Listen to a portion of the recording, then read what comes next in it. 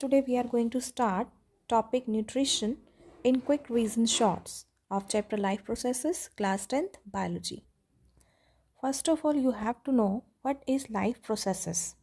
That means जितने भी processes होते हैं हमारी body में, for example nutrition, respiration, circulation, excretion, ये सारे के सारे जो functions हैं या processes हैं, ठीक है, they helps in body maintenance and the living organisms to be alive. ठीक है जी. तो इसमें से हम आज फर्स्ट टॉपिक उठाएंगे that is nutrition. So what do you mean by nutrition? The process of intake of nutrients as well as utilization of these nutrients by the organism is called. Then modes of nutrition. Modes of nutrition, that means nutrition are of two type, autotrophic nutrition and heterotrophic nutrition. Auto means self, ठीक है, जो organism अपना food खुद prepare कर सकते हैं वो autotrophic nutrition में आते हैं, ठीक है, जैसे ग्रीन प्लांट्स वगैरह. लेकिन इसमें भी हम लोग दो पार्ट्स करते हैं, एक फोटो ऑटोट्रॉफिक और एक कीमो ऑटोट्रॉफिक.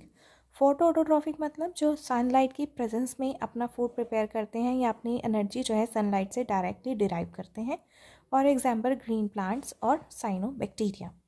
लेकिन कीमो ऑटोट्रॉफिक में क्या करते हैं, वो कीमोसिंथेसिस के थ्रू अपना फूड को प्रिपेयर करते हैं, ठीक है. For example Nitrosomonas and Nitrobacter, that means nitrogen fixing bacteria हो गया या आयरन फिक्सिंग बैक्टीरिया हो गया, ये सारे किस में आते हैं, कीमोट्रॉफिक न्यूट्रिशन में. Second one is heterotrophic nutrition. तो हेटरोट्रॉफिक न्यूट्रिशन मतलब जो ऑर्गेनिज्म अपना फूड खुद प्रिपेयर नहीं कर सकते वो ऑर्गेनिज्म किस में आते हैं, हेटरोट्रॉफिक न्यूट्रिशन में यानी हेटरोट्रॉफ्स के अंदर, ठीक है. इसको भी आगे हम डिवाइड कर देते हैं जैसे holozoic nutrition, parasitic nutrition, saprophytic nutrition. First is holozoic nutrition. Holozoic nutrition on the basis of food habitat, इसको हम फर्दर 3 पार्ट्स में डिवाइड कर देते हैं. होलोजोइक का मतलब ऐसे ऑर्गेनिज्म जो सॉलिड फूड मटेरियल को या सॉलिड फूड को एनगल्फ कर सकते हैं. तो फूड हैबिटेट के बेसिस पे 3 पार्ट्स हो गए. हर्बीवोर्स, हर्बीवोर्स नाम से ही पता चल रहा है जो ग्रीन वेजिटेशन पे डिपेंड करेंगे, जैसे काउ या रैबिट एग्जाम्पल्स, ठीक है. इसके बाद कार्निवोर्स, दैट मीन्स जो फ्लैश ईटिंग ऑर्गेनिजम्स आएंगे जिसमें, जैसे लाइन या टाइगर. ऑमनीवोर्स जो फ्लैश ईटिंग और ग्रीन वेजिटेशन दोनों पे ही डिपेंड करते हैं, जैसे मैन, क्रो, रैट, ठीक है जी. अब नेक्स्ट हम चलते हैं पैरासिटिक न्यूट्रिशन पे. पैरासिटिक मतलब ऐसे ऑर्गेनिज्म जो हॉस्ट की बॉडी पे सरवाइव करके उसको बीमार कर देते हैं और अपना फूड और न्यूट्रिशन हॉस्ट से ही लेते हैं. तो इसमें 2 पार्ट्स आएंगे, इक्टोपैरासाइट या एंडोपैरासाइट.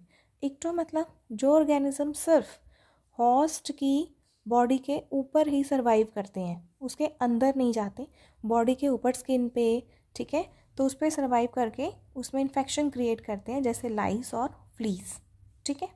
एंडो मतलब इनसाइड द बॉडी, ठीक है, बॉडी के अंदर जाके उसको बीमार करते हैं. फॉर एग्जांपल जैसे टेप वॉर्म्स हैं या प्लाज्मोडियम. प्लाज्मोडियम यहाँ पे ये मलेरियल पैरासाइट है, दैट मीन्स की जो मलेरिया भी कॉज करता है, ठीक है. हेटरोट्रॉफिक में एक और आता है सैप्रोफिटिक न्यूट्रिशन, दैट मीन्स ऐसा प्रोसेस जिसमें जो ऑर्गेनिज्म है डेड और डिकेइंग सब्सटेंसेस के ऊपर फीड करता है, ठीक है, अपने एंजाइम सिक्रीट करता है, उस डेड डिकेइंग सब्सटेंसेस को सॉल्युबलाइज करता है और फिर उसको कंज्यूम करता है, ठीक है, जैसे बैक्टीरिया और enzyme. Topic photosynthesis. It is a process by which green plants uses light energy to convert inorganic substances like CO2 and water into glucose and oxygen. तो आपको एग्ज़ाम में क्वेश्चन आ सकता है कि which type of process is photosynthesis. तो यहाँ मैंने एक हाईलाइट किया हुआ है, that is it is an endothermic chemical process. और ये कहाँ होता है, chloroplast of the green leaves of plants. तो what is the reaction of photosynthesis? It's very very important.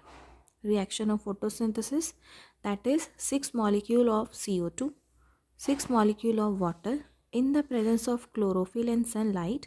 It forms carbohydrate, that is glucose, and releases oxygen. Then comes what are the stages of photosynthesis. तो 2 stages आपको पढ़नी है which is very very important. इन दोनों में से किसी के ऊपर भी MCQ क्वेश्चन आपको आ सकता है. तो first stage is light dependent और लाइट रिएक्शन, ठीक है। दैट मीन्स कि जब प्लांट्स लाइट की प्रेजेंस में काम कर रहे हैं तो उसमें कौन सा पार्ट काम करता है। देखो नीचे मैंने डायग्राम बनाया हुआ है क्लोरोप्लास्ट का। तो क्लोरोप्लास्ट के अंदर क्या होते हैं, थाइलेकॉइड्स, ठीक है। एक सिंगल डिस्क लाइक स्ट्रक्चर को थाइलेकॉइड बोलते हैं और number of thylakoids join together to form grain. Clear. तो इस थाइलेकॉइड के अंदर क्लोरोफिल पिगमेंट प्रेजेंट होगा, जहाँ पे जैसे ही लाइट एनर्जी आएगी, एब्जॉर्ब करेगी, तो it helps in photolysis of water. That means water की स्प्लिटिंग कर देता है, जो हमने यहाँ रिएक्शन पढ़ी है, ठीक है।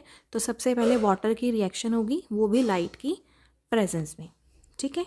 वाटर लिसिस होगा तो इससे ऑक्सीजन रिलीज हो जाएगा और हाइड्रोजन की फॉर्मेशन होगी, which is used up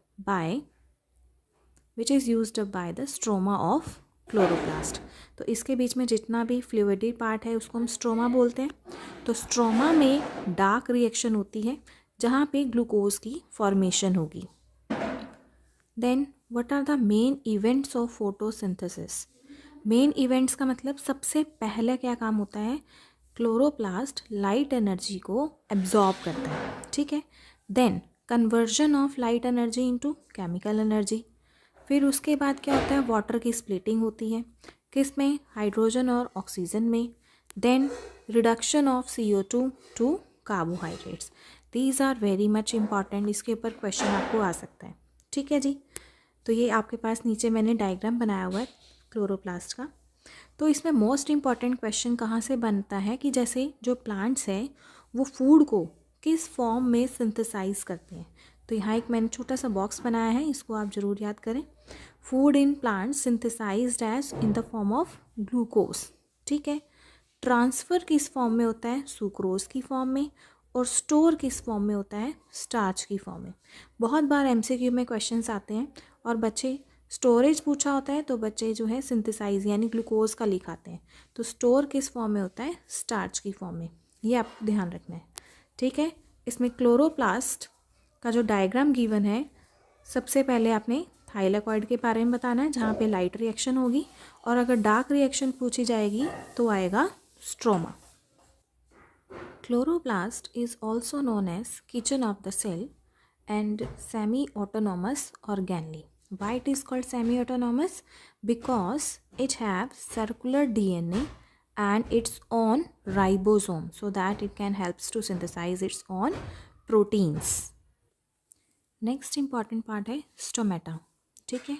That is leaves के surface पे कुछ small pores present होते हैं जिसको हम stomata बोलते हैं।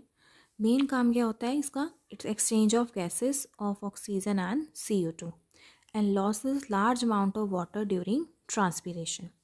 तो आपके पास ये स्ट्रक्चर्स आपको पता होना चाहिए, ठीक है। एक तो ओपनिंग ऑफ स्टोमेटा का और एक क्लोज स्टोमेटा का। ये बहुत बार क्वेश्चन आता है पेपर में कि इसमें डायग्राम गिवन होगा और आपको इसकी लेबलिंग करनी है या किसी का फंक्शन पूछ सकते हैं। तो सबसे इंपॉर्टेंट फंक्शन पूछा जाता है गार्ड सेल्स का, the cells which control the opening and closing of pores in the leaves, ठीक है जी। अब इसमें जो गार्ड सेल्स हैं, गार्ड सेल्स में क्या प्रेजेंट होते हैं, क्लोरोप्लास्ट प्लस न्यूक्लियस, ठीक है जी, ध्यान रखना है। इसमें वैक्यूल है, क्लोरोप्लास्ट है प्लस न्यूक्लियस है। अब इसमें जो ओपनिंग ऑफ स्टोमेटा आपको शो किया गया है, ये किस वजह से हो रहा है, ड्यू टू एंडोस्मोसिस, ठीक है। यहाँ नीचे लिखा हुआ है स्टोमेटा ओपन मतलब ड्यू टू एंडोस्मोसिस। अगर एक्सोस्मोसिस होगी तो स्टोमेटा कैसा रहेगा, क्लोज्ड, ठीक है। अगर सिर्फ स्टोमेटा पूछा जाए तो उसमें आपने क्या पार्ट बताने हैं, स्टोमा यानी कि stomatal pore plus guard cells.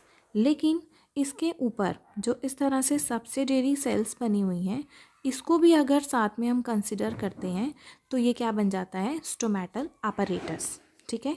इन दोनों में डिफरेंस है। अगर स्टोमेटा पूछा जाए तो उसमें दो पार्ट आएंगे, that is stomatal pore plus guard cells. अगर स्टोमेटल अपरेटस पूछा जाए तो इन दोनों के साथ आप सब्सिडियरी सेल्स भी लिखोगे, ठीक है जी। Clear topic. एक मोस्ट इम्पॉर्टेंट बात कि इसके बीच में जो स्टोमेटल पोर है, इस तरह से जो थिकनिंग इसकी बन रही है, तो ये वाली वॉल्स कैसी होती हैं, थिक होती हैं, इनसाइड वॉल्स थिक होती हैं, और बाहर वाली कैसी होती हैं, थिन होती हैं, ठीक है। और ये कैसे हो जाती है, टर्जिड ड्यू टू एंडोस्मोसिस। ठीक है। इसके बाद स्टेप्स ऑफ न्यूट्रिशन और डाइजेशन नेक्स्ट वीडियो में डिस्कस करेंगे। तब तक के लिए ये आप रिवाइज़ करें, और अगर किसी को भी क्वेश्चंस हों, कोई से रिलेटेड क्वेरीज़ हों, तो कमेंट बॉक्स में लिखें।